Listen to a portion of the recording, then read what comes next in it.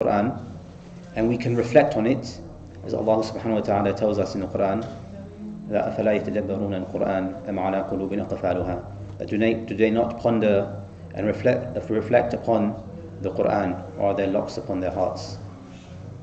So tadabbur is also from those things that should be part of a person's engagement with the Quran.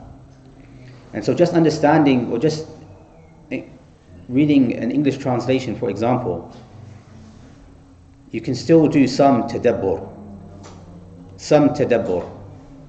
You can still engage with the text. You can still relate it to experiences that are going on in your life, or think about how this ayah relates to another ayah that you have heard, or think about that time in the seerah of the Prophet ﷺ when it was revealed and the impact it might have had on the people, etc. We can still benefit from the translation in that way. So the point I wanted to make was that now in our times we're hearing of so many people coming to Islam, converting to Islam. And for a lot of these people, they just pick up a translation and they read the translation of the Quran, and it has an impact on them. And I wonder how many of us, and it's a criticism for myself before anyone else, I wonder how many of us regularly engage with the Quran in a way like this. Obviously, if we've understood the Arabic language, that's one thing, but even a language that you can understand, how often do we engage with the Quran and its meanings and try to reflect on it and take some guidance? And when there are issues that we don't quite understand, we refer to an alim or an alima, or we refer to reliable books and things like that.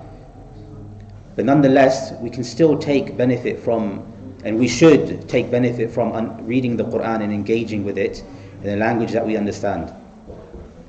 So what I wanted to do today was just take the opportunity, if you would allow me, to read a translation from the Quran. Many translations of the Quran. And I don't want to go into the pros and cons of different translations, because at the end of the day, a translation is it's subjective. The Quran is only in the Arabic language, without a doubt. And when someone translates it, they are trying to capture its meanings in a different language, and there is subjectivity when that happens. But I wanted to just share and read a translation. No tafsir, no focusing on the language.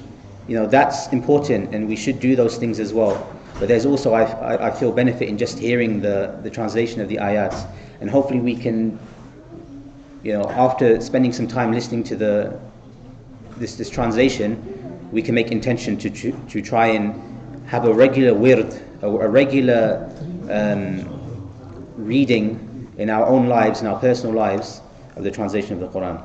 So I wanted to pick a surah that we would have a lot of people read regularly, but not one from just Juz Amma or something that's smaller,